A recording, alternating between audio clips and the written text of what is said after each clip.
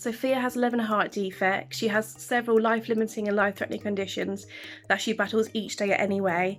And there's the real threat that, we could potentially lose our daughter to COVID-19, which is just unbearable to think about and so fearful. We are now self-isolating and shielding Sophia for the next 12 weeks.